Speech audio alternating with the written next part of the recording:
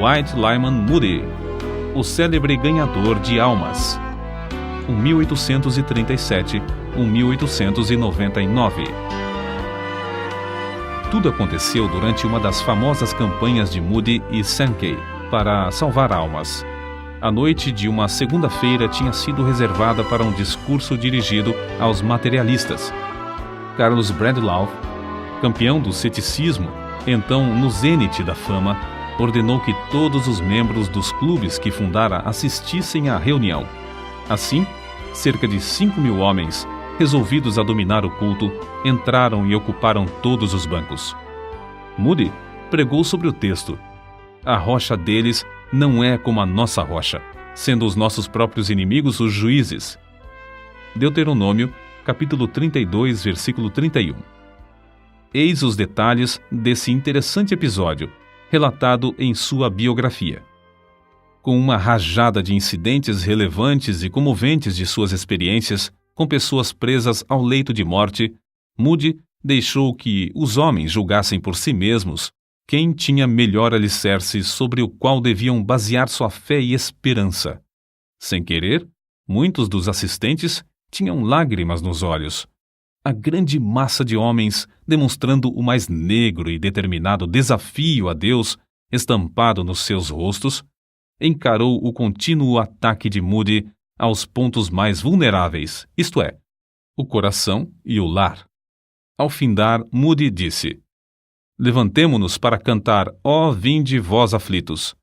E, enquanto o fazemos, os porteiros abram todas as portas para que possam sair todos os que quiserem. Depois, faremos o culto, como de costume, para aqueles que desejarem aceitar o Salvador. Uma das pessoas que assistiu a esse culto disse: eu esperava que todos saíssem imediatamente, deixando o prédio vazio. Mas grande massa de 5.000 homens se levantou, cantou e assentou-se de novo. Nenhum deles deixou seu assento. Moody então disse: quero explicar 4 palavras: recebei, crede, confiai, aceitai. Um grande sorriso passou de um a outro em todo aquele mar de rostos. Depois de falar um pouco sobre a palavra recebei, fez um apelo. Quem quer recebê-lo? É somente dizer: quero. Cerca de 50 dos que estavam em pé e encostados às paredes responderam: quero. Mas nenhum dos que estavam sentados. Um homem exclamou: eu não posso. Ao que Moody replicou: falou bem e com razão, amigo. Foi bom ter falado. Escute e depois poderá dizer: eu posso. Moody então explicou o sentido da palavra crer e fez o segundo apelo. Quem dirá: quero crer nele? De novo, alguns dos homens que estavam em pé responderam, aceitando, mas um dos dirigentes de um clube bradou: eu não quero. Moody, vencido pela ternura e compaixão, respondeu com voz quebrantada: todos os homens que estão aqui esta noite têm de dizer: eu quero ou eu não quero. Então, levou todos a considerarem a história do filho pródigo, dizendo: a batalha é sobre o querer, só sobre o querer. Quando o filho pródigo disse: levantar-me-ei, a luta havia sido ganha, porque alcançara o domínio sobre a sua própria vontade. É com referência a este ponto que depende tudo hoje. Senhores, tendes aí em vosso meio o vosso campeão, o amigo que disse: eu não quero. Desejo que todos aqui, que acreditam que esse campeão tem razão, levantem-se e sigam o seu exemplo, dizendo: eu não quero. Todos ficaram quietos. Houve grande silêncio até que, por fim, Moody interrompeu dizendo: graças a Deus, ninguém disse eu não quero. Agora quem dirá eu quero? Instantaneamente, parece que o Espírito Santo tomou conta do grande auditório de inimigos de Jesus Cristo, e cerca de 500 homens puseram-se de pé, as lágrimas rolando pelas faces e gritando: eu quero! Eu quero! Clamaram até que todo o ambiente se transformou. A batalha foi ganha. O culto terminou sem demora, para que se começasse a obra entre aqueles que estavam desejosos de salvação. Em 8 dias, cerca de 2.000 foram transferidos das fileiras do inimigo para o exército do Senhor. pela rendição da vontade. Os anos que se seguiram provaram a firmeza da obra, pois os clubes nunca se ergueram. Deus, na sua misericórdia e poder, os aniquilou por seu evangelho. Um total de 500.000 preciosas almas ganhas para Cristo é o cálculo da colheita que Deus fez por intermédio de seu humilde servo, Dwight Lyman Moody. R.A. Torrey, que o conheceu intimamente, considerava-o com razão o maior homem do século XIX, isto é, o homem mais usado por Deus para ganhar almas. Não é exagero dizer que, hoje em dia, muitas décadas depois de sua morte, os crentes se referem ao seu nome mais do que a qualquer outro nome depois dos tempos dos apóstolos. Que ninguém julgue, contudo, que Dwight Lyman Moody era grande em si mesmo ou que tinha oportunidades que os demais não têm. Seus antepassados eram apenas lavradores que viveram por 7 gerações, ou 200 anos, no Vale do Connecticut, nos Estados Unidos. Dwight nasceu a 5 de fevereiro de 1837, de pais pobres, o 6º entre 9 filhos. Quando era ainda pequeno, seu pai faleceu, e os credores tomaram conta do que ficou, deixando a família destituída de tudo, até da lenha para aquecer a casa em tempo de intenso frio. Não há história que comova e inspire tanto quanto a daqueles anos de luta da viúva, mãe de Dwight. Poucos meses depois da morte de seu marido, nasceram-lhe gêmeos, e o filho mais velho tinha apenas 12 anos. O conselho de todos os parentes foi que ela entregasse a prole para outros criarem. Mas com invencível coragem e santa dedicação a seus filhos, ela conseguiu criar todos os 9 no próprio lar. Guarda-se ainda, como tesouro precioso, sua Bíblia com as palavras de Jeremias capítulo 49, versículo 11, sublinhadas. Deixa os teus órfãos, eu os conservarei em vida, e confiem em mim, tuas viúvas. Pode-se esperar outra coisa a não ser que os filhos ficassem ligados à mãe e que crescessem para se tornarem homens e mulheres que conhecessem o mesmo Deus que ela conhecia? Assim se expressou Dwight, ao lado do ataúde de sua mãe, quando ela faleceu com a idade de 90 anos. Se posso conter-me, quero dizer algumas palavras. É grande honra ser filho de uma mãe como ela. Já viajei muito, mas nunca encontrei alguém como ela. Ligava a si seus filhos de tal maneira que representava um grande sacrifício para qualquer deles afastar-se do lar. Durante o primeiro ano, depois que meu pai faleceu, ela adormecia todas as noites chorando. Contudo, estava sempre alegre e animada na presença dos filhos. As saudades serviam para chegá-la mais perto de Deus. Muitas vezes eu me acordava e ela estava orando, às vezes chorando. Não posso expressar a metade do que desejo dizer. Aquele rosto, como é querido! Durante 50 anos não senti gozo maior do que o gozo de voltar a casa. Quando estava ainda a 75 quilômetros de distância, já me sentia tão inquieto e desejoso de chegar que me levantava do assento para passear pelo carro até o trem chegar à estação. Se chegava depois de anoitecer, sempre olhava para ver a luz na janela da minha mãe. Senti-me tão feliz esta vez por chegar a tempo de ela ainda me reconhecer. Perguntei-lhe: Mãe, me conhece? Ela respondeu: Ora, se eu te conheço. Aqui está sua Bíblia. Assim gasta, porque é a Bíblia do lar. Tudo o que ela tinha de bom veio deste livro. E foi dele que nos ensinou. Se minha mãe foi uma bênção para o mundo, é porque bebia desta fonte. A luz da viúva brilhou do outeiro durante 50 anos. Que Deus a abençoe, mãe. Ainda a amamos. Adeus, por um pouco, mãe.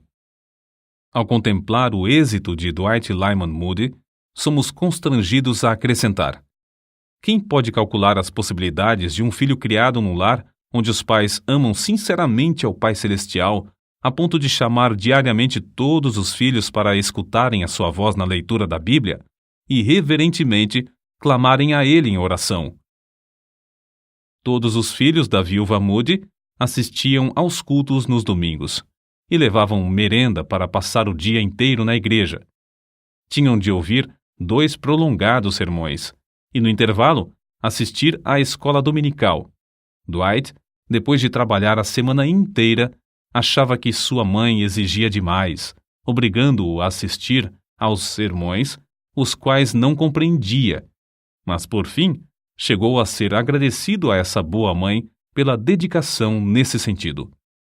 Com a idade de 17 anos, Moody saiu de casa para trabalhar na cidade de Boston, onde achou emprego na sapataria de um tio seu. Continuou a assistir aos cultos, mas ainda não era salvo. Notai bem os que vos dedicais à obra de ganhar almas. Não foi num culto que Dwight Moody foi levado ao Salvador. Seu professor de escola dominical, Eduardo Kimball, conta: resolvi falar-lhe acerca de Cristo e de sua alma. Vacilei um pouco em entrar na sapataria. Não queria embaraçar o moço durante as horas de serviço. Por fim, entrei, resolvido a falar sem mais demora. Achei Moody nos fundos da loja, embrulhando calçados. Aproximei-me logo dele e, colocando a mão sobre seu ombro, fiz o que depois parecia-me um apelo fraco, um convite para aceitar a Cristo. Não me lembro do que eu disse, nem mesmo Moody podia lembrar-se alguns anos depois. Simplesmente falei do amor de Cristo para com ele, e o amor que Cristo esperava dele de volta. Parecia-me que o moço estava pronto para receber a luz que o iluminou naquele momento, e lá nos fundos da sapataria entregou-se a Cristo. Na história dos crentes, através dos séculos, não há crente que fosse, no zelo, menos remisso, e no espírito, mais fervoroso em servir ao Senhor, desde a conversão até o dia da morte, do que Moody de Northfield. Quantas vezes depois o Sr. Kimball dava graças a Deus por não ter sido desobediente à visão celestial. Qual teria sido o resultado se não tivesse falado ao moço naquela manhã na sapataria? Era costume das igrejas daquela época alugarem os assentos. Moody, logo depois da sua conversão, transbordando de amor para com seu Salvador, pagou o aluguel de um banco, percorrendo as ruas, hotéis e casas de pensão à procura de homens e meninos que pudessem enchê-lo em todos os cultos. Depois alugou mais um, depois outro, até conseguir encher 4 bancos, todos os domingos. Mas isso não era suficiente para satisfazer o amor que sentia para com os perdidos. Certo domingo, visitou uma escola dominical em outra rua. Pediu permissão para ensinar também a uma classe. O dirigente respondeu: há 12 professores e 16 alunos, porém, o senhor pode ensinar todos os alunos que conseguir trazer à escola. Foi grande a surpresa de todos quando Moody, no domingo seguinte, entrou com 18 meninos da rua, sem chapéu, descalços e de roupa suja e esfarrapada, mas, como ele disse, todos com uma alma para ser salva. Continuou a levar cada vez mais alunos à escola até que, alguns domingos depois, no prédio não cabiam mais. Então, resolveu abrir outra escola em outra parte da cidade. Moody não ensinava, mas arranjava professores, providenciava o pagamento do aluguel e de outras despesas. Em poucos meses, essa escola veio a ser a maior da cidade de Chicago. Não julgando conveniente pagar outros para trabalhar no domingo, Moody, cedo pela manhã, tirava as pipas de cerveja, outros ocupavam o prédio durante a semana. Varria e preparava tudo para o funcionamento da escola. Depois, então, saía para convidar alunos. Às 14 horas, quando voltava de fazer os convites, achava o prédio repleto de alunos. Depois de findar as aulas na escola, ele visitava os ausentes e convidava cada aluno para ouvir a pregação à noite. No apelo, após o sermão, os interessados eram convidados a ficar para um culto especial, no qual tratavam individualmente com todos. Moody também participava dessa colheita de almas.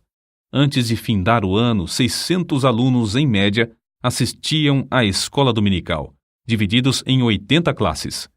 Em seguida, a assistência subiu a 1.000 e, às vezes, ia a 1.500. O êxito de Moody na escola dominical atraiu a atenção de outros que se interessavam pelo mesmo trabalho. De vez em quando, era convidado a participar das grandes convenções das escolas dominicais. Certa vez, depois de Moody haver falado numa convenção, Um orador censurou-o severamente por não saber dirigir-se a um auditório. Moody foi para a frente e, depois de explicar que reconhecia não ser instruído, agradeceu ao ministro por ter mostrado seus defeitos e pediu-lhe que orasse a Deus para que o ajudasse a fazer o melhor que pudesse. Ao mesmo tempo que Moody se aplicava à escola dominical com tais resultados, esforçava-se também no comércio, todos os dias. O grande alvo da sua vida era vir a ser um dos principais comerciantes do mundo, um multimilionário. Não tinha mais de 23 anos e já havia conseguido juntar $7.000. Mas seu Salvador tinha um plano ainda mais nobre para seu servo. Certo dia, um dos professores da escola dominical entrou na sapataria onde Moody negociava. Informou de que estava tuberculoso e que, desenganado pelo médico, resolvera voltar para Nova York e aguardar a morte. Confessou-se muito perturbado, não porque tinha de morrer, mas porque até então não conseguira levar ao Salvador nenhuma das moças da sua classe de escola dominical. Moody, profundamente comovido, sugeriu que visitassem juntos as moças em suas casas, uma por uma. Ao visitarem uma, o professor falou-lhe seriamente acerca da salvação da sua alma. A moça deixou seu espírito leviano e começou a chorar, entregando-se ao Salvador. Todas as outras moças que foram visitadas naquele dia fizeram o mesmo. Passados 10 dias, o professor foi novamente à sapataria. Com grande gozo informou a Moody que todas as moças se haviam entregado a Cristo. Resolveram então convidar todas para um culto de oração e despedida na véspera da partida do professor para Nova York. Todos se ajoelharam e Moody, depois de fazer uma oração, estava para se levantar quando uma das moças começou também a orar. Todos oraram, suplicando a Deus em favor do professor. Ao sair, Moody suplicou: "Ó Deus, permite-me morrer antes de perder a bênção que recebi hoje aqui." Moody, mais tarde, confessou: "Eu não sabia o preço que tinha de pagar como o resultado de haver participado na evangelização individual das moças. Perdi todo o jeito de negociar. Não tinha mais interesse no comércio. Experimentara um outro mundo e não mais queria ganhar dinheiro. Oh, delícia a de levar uma alma das trevas deste mundo à gloriosa luz e liberdade do Evangelho." Então, não muito depois de casar-se, com a idade de 24 anos, Moody deixou um bom emprego cujo salário era de $5.000 por ano, um salário fabuloso naquele tempo, para trabalhar todos os dias no serviço de Cristo, sem ter promessa de receber um único cêntimo. Depois de tomar essa resolução, apressou-se a ir à firma B.F. Jacobs e Companhia, onde, muito comovido, anunciou: "Já resolvi empregar todo o meu tempo no serviço de Deus." "Como vai manter-se?" "Ora, Deus me suprirá de tudo, se Ele quiser que eu continue, e continuarei até ser obrigado a desistir." É muito interessante notar o que ele escreveu não muito depois, a seu irmão Samuel. "Caro irmão, as horas mais alegres que já experimentei na terra foram as que passei na obra da escola dominical. Samuel, arranja uma classe de moços perdidos, leva-os à escola dominical, pede a Deus sabedoria e instrui-os no caminho da vida eterna." Ao mesmo tempo em que Moody descrevia sua alegria, foi obrigado a deixar a pensão, a alimentar-se mais simplesmente e a dormir num dos bancos do salão. Acerca de seu desprendimento ao dinheiro, R.A. Torrey fez esta observação: "Ele, Moody, disse-me que, se tivesse aceitado lucros provenientes da venda dos inários por ele publicados, eles somariam $1 milhão. Porém, Moody recusou-se a tocar naquele dinheiro, embora por direito fosse seu. Numa certa cidade visitada por Moody nos últimos dias de sua vida, estando eu em sua companhia, foi publicamente anunciado que ele não aceitaria qualquer recompensa por seus serviços. O fato era que ele quase não tinha outros meios de sustento, senão aquilo que recebia nas suas conferências. Não desejava métodos sensacionais, mas usou os mesmos métodos humildes até o fim da vida. Sermão dirigido direto aos ouvintes, Aplicação prática da mensagem do Evangelho à necessidade individual. Solos cantados sob a unção do Espírito. Apelo para que o perdido se entregasse imediatamente. Uma sala ao lado para onde levava os que se achavam em dificuldades em aceitar a Cristo. Estímulo a que os salvos trabalhassem entre os interessados e recém-convertidos. 1 hora de oração ao meio-dia, diariamente, e cultos que duravam dias inteiros. O próprio Moody afirmou: se estamos cheios do Espírito e de poder, um dia de serviço com poder vale mais do que 1 ano de serviço sem esse poder.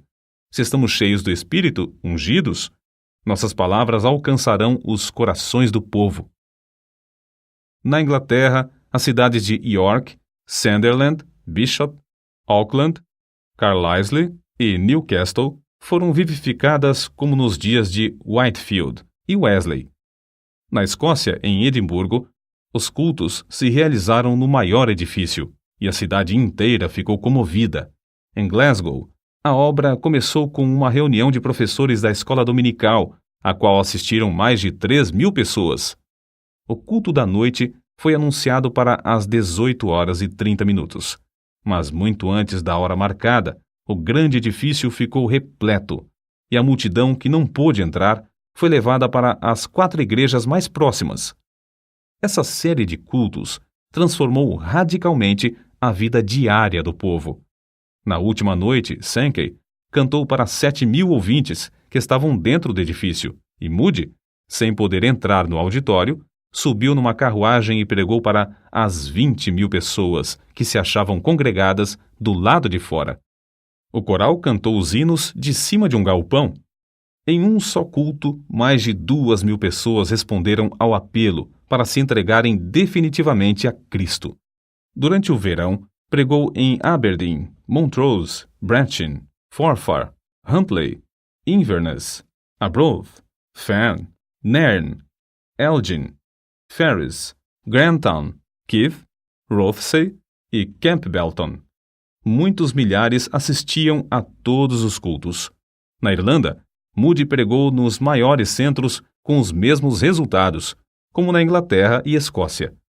Os cultos em Belfast continuaram durante 40 dias. O último culto foi reservado para os recém-convertidos, que só podiam ter ingresso por meio de bilhetes, concedidos gratuitamente. A essa reunião estiveram presentes 2.300 pessoas. Belfast fora o centro de vários avivamentos, mas todos concordam em que nunca houvera um avivamento antes desse com resultados tão permanentes.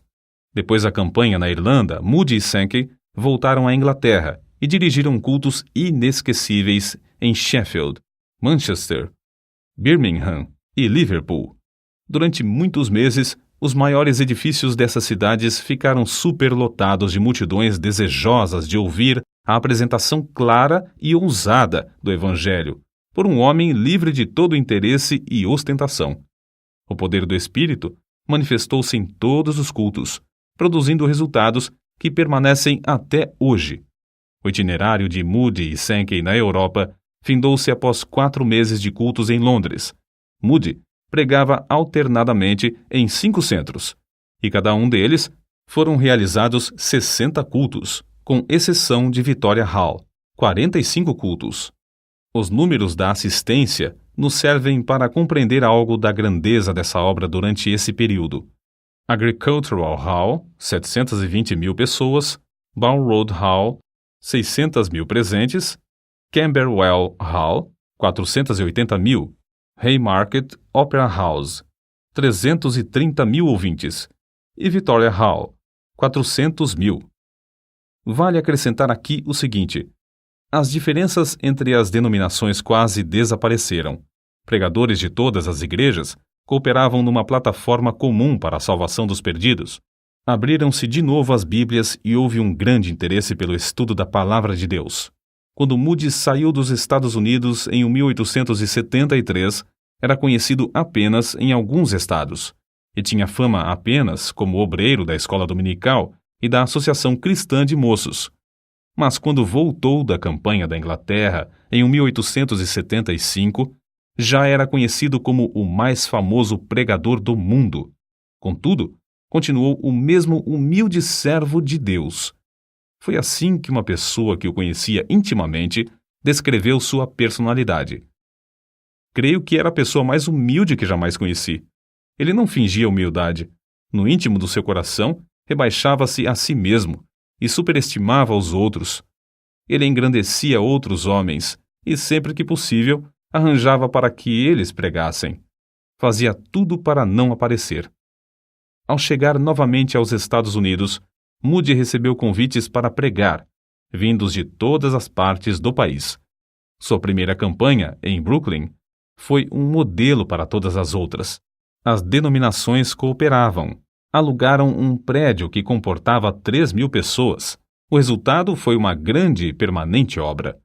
Durante um período de 20 anos, ele dirigiu campanhas com grandes resultados nas maiores cidades dos Estados Unidos, Canadá e México.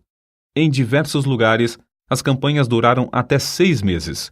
Em todos os lugares, Moody proclamava clara e praticamente a mensagem do Evangelho. Em suas campanhas, havia ocasiões que eram realmente dramáticas.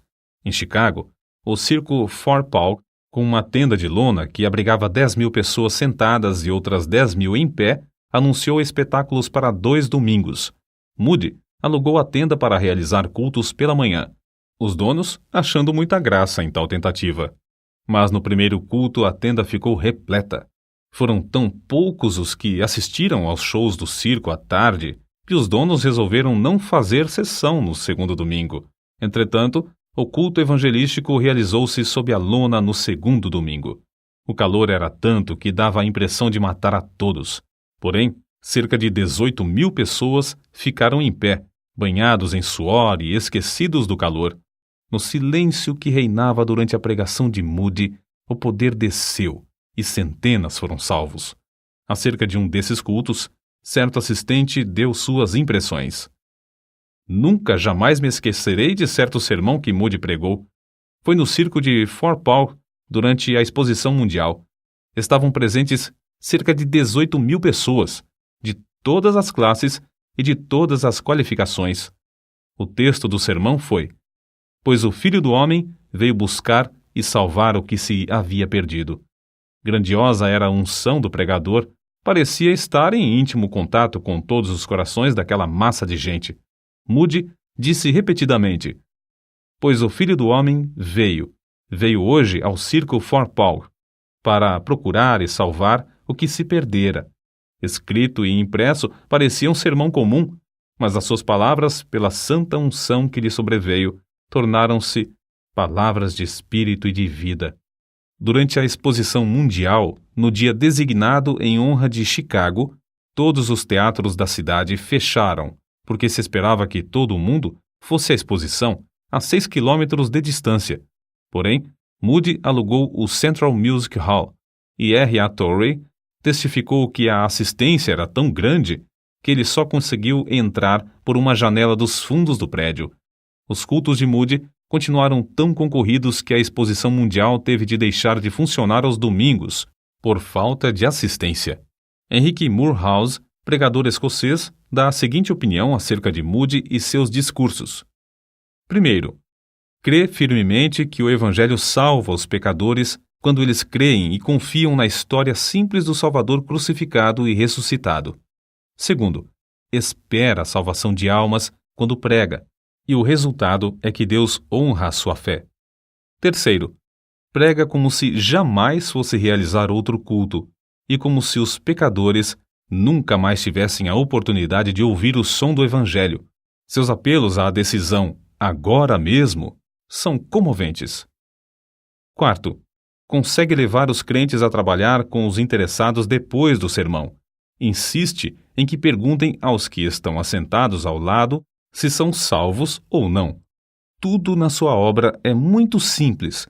Aconselhe os obreiros da seara do Senhor a aprenderem de nosso amado irmão algumas lições preciosas sobre a tarefa de ganhar almas. O Dr. Dale se pronunciou desta forma: "Acerca do poder de Moody, acho difícil falar. É tão real e ao mesmo tempo tão diferente do poder dos demais pregadores que não sei descrevê-lo. Sua realidade é inegável. Um homem que pode cativar o interesse de um auditório de 3 a 6 mil pessoas por meia hora, de manhã, por 40 minutos, de novo ao meio-dia, e de um terceiro auditório de 13 mil a 15 mil, durante 40 minutos à noite, deve ter um poder extraordinário. Acerca desse poder maravilhoso, Torrey também testificou. Várias vezes tenho ouvido diversas pessoas dizerem que viajaram grandes distâncias para ver e ouvir Dwight Lyman Moody, e que ele, de fato, é um maravilhoso pregador. Sim, ele era, em verdade, um maravilhoso pregador.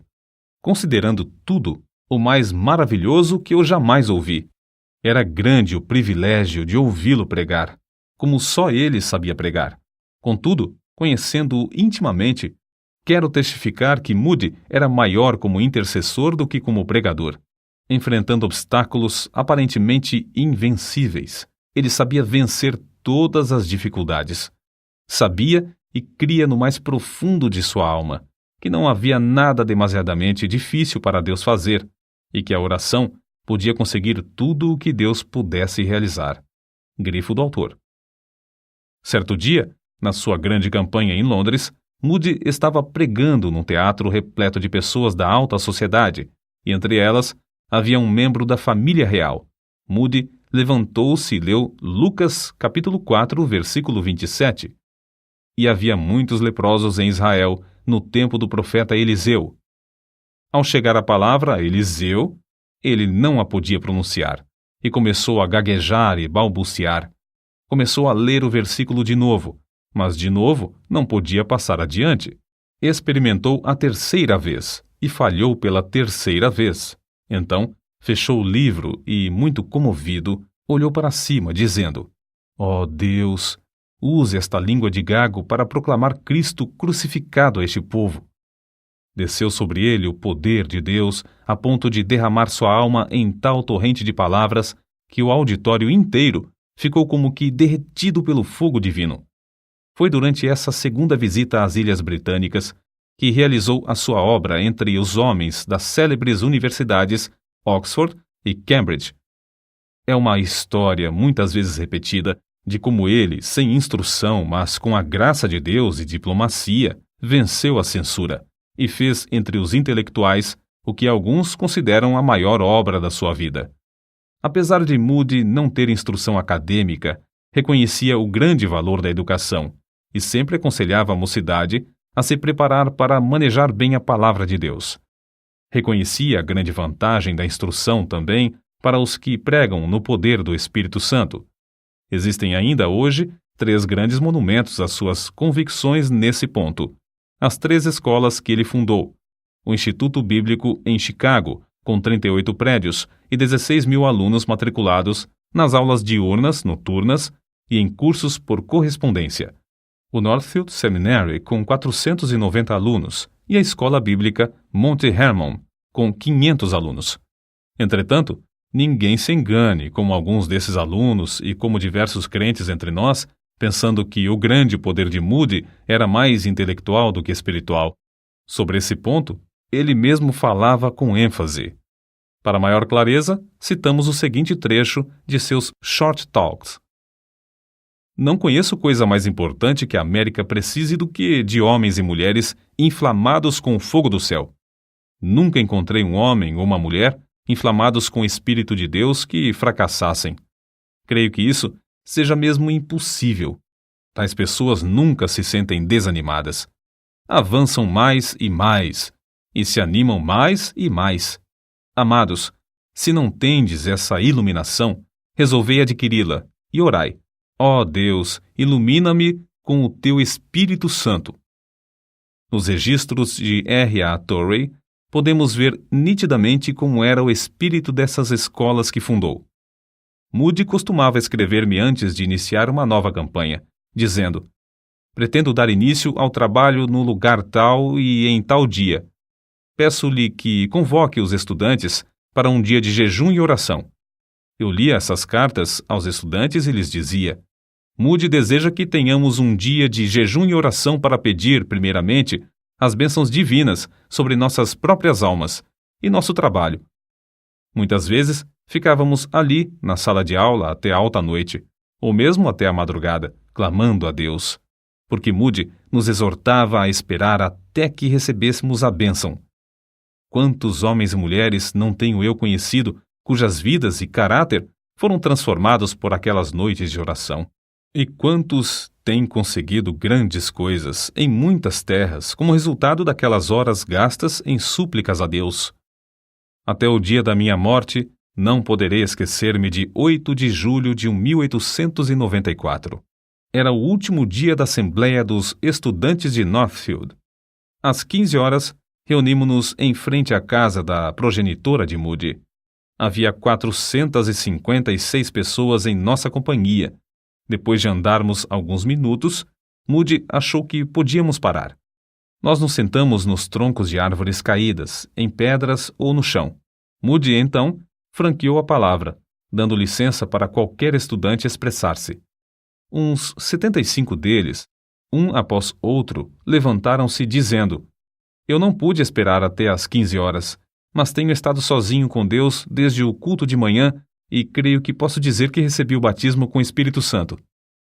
Ouvindo o testemunho desses jovens, Moody sugeriu o seguinte: Moços, por que não podemos nos ajoelhar aqui, agora, e pedir que Deus manifeste em nós o poder do Espírito de um modo especial, como fez aos apóstolos no dia de Pentecostes? E ali, na montanha, oramos. Na subida, tínhamos notado como se iam acumulando nuvens pesadas. No momento em que começamos a orar, principiou a chuva a cair sobre os grandes pinheiros e sobre nós. Porém, houve uma outra qualidade de nuvem que havia 10 dias estava se acumulando sobre a cidade de Northfield. Uma nuvem cheia da misericórdia, da graça e do poder divino, de sorte que, naquela hora, parecia que nossas orações bombardeavam essas nuvens, fazendo descer sobre nós, em grande poder, a virtude do Espírito Santo. Homens e mulheres, eis o que todos nós carecemos: o batismo com o Espírito Santo. As anotações de R. A. Torrey também dão conta de como Moody era mesmo um estudante incansável. Todos os dias da sua vida, até o fim, segundo creio, ele se levantava muito cedo de manhã para meditar na palavra de Deus. Costumava deixar sua cama às 4 horas da madrugada, mais ou menos, para estudar a Bíblia. Um dia ele me disse: Para estudar, preciso me levantar antes que as outras pessoas acordem. Ele se fechava num quarto afastado do resto da família, sozinho com a sua Bíblia e com o seu Deus. Pode-se falar em poder, porém, ai do homem que negligenciar o único livro dado por Deus, que serve de instrumento por meio do qual ele dá e exerce seu poder. Um homem pode ler inúmeros livros e assistir a grandes convenções. Pode promover reuniões de oração que duram noites inteiras, suplicando o poder do Espírito Santo, mas se tal homem não permanecer em contato íntimo e constante com um único livro, a Bíblia, não lhe será concedido o poder. Se já tem alguma força, não conseguirá mantê-la, senão pelo estudo diário, sério e intenso desse livro. Tudo no mundo tem de findar. Chegou o tempo também para Dwight Lyman Moody findar o seu ministério aqui na Terra. Em 16 de novembro de 1899, no meio de sua campanha em Kansas City, com auditórios de 15.000 pessoas, pregou seu último sermão. É provável que soubesse que seria o último. Certo é que seu apelo era ungido com poder vindo do alto, e centenas de almas foram ganhas para Cristo. Para a nação, a sexta-feira, 22 de dezembro de 1899, foi o dia mais curto do ano, mas para Dwight Lyman Moody foi o dia que clareou, foi o começo do dia que nunca findará. Às 6 horas da manhã, dormiu um ligeiro sono. Então, os seus queridos ouviram-no dizer em voz clara: Se isto é a morte, não há nenhum vale. Isto é glorioso. Entrei pelas portas e vi as crianças, 2 de seus netos já falecidos. A terra recua, o céu se abre perante mim. Deus está me chamando. Então virou-se para sua esposa, a quem ele queria mais do que a todas as pessoas, depois de Cristo, e disse: Tu tens sido para mim uma boa esposa. No singelo culto fúnebre, Torrey, Scofield, Sankey e outros falaram à grande multidão comovida. Depois, o ataúde foi levado pelos alunos da escola bíblica Monte Hermon a um lugar alto que ficava próximo, chamado Round Top. 3 anos depois, a fiel serva de Deus, Emma Moody, sua esposa, também dormiu em Cristo e foi enterrada ao lado do marido no mesmo alto, onde permanecerão até o glorioso dia da ressurreição. Contemplemos de novo, por um momento, a vida extraordinária desse grande ganhador de almas. Quando o jovem Moody chorava sob o poder do alto na pregação do jovem Spurgeon, foi inspirado a exclamar: se Deus pode usar Spurgeon, ele me pode usar também. A biografia de Moody é a história de como ele vivia completamente submisso a Deus. Para esse fim, R.A. Torrey disse: o primeiro fator por cujo motivo Moody foi instrumento tão útil nas mãos de Deus é que ele era um homem inteiramente submisso à vontade divina. Cada grama daquele corpo de 127 quilos pertencia ao Senhor. Tudo o que ele era e tudo o que tinha pertencia inteiramente a Deus. Se nós, tu e eu, ouvinte, queremos ser usados por Deus, temos de nos submeter a Ele absolutamente e sem reservas. Ouvinte, resolve agora, com a mesma determinação e pelo auxílio divino. Se Deus podia usar Dwight Lyman Moody, Ele me pode usar também. Que assim seja. Amém.